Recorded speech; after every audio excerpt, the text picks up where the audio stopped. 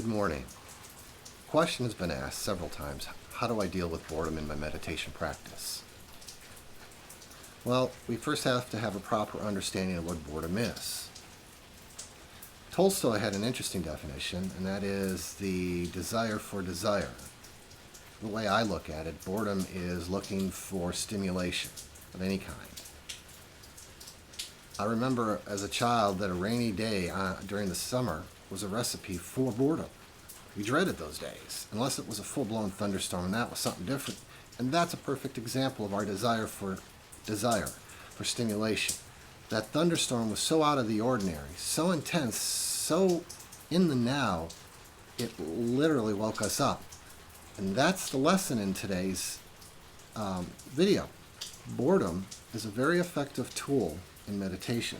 We can use it as an object of contemplation to break ourselves out of that endless cycle of desiring for desire.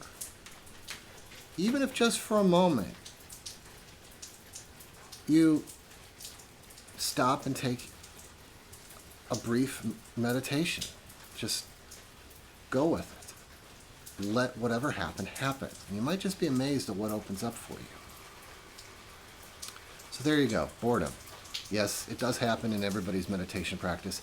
And if you learn to watch out for it and use it to your advantage, you can use it as a tool to refine or advance your practice. Now, there's going to be several links down in the description that are very important to refer you to other related lessons, because to me, boredom is a very, very interesting tool. Initially, we all dread the sensation.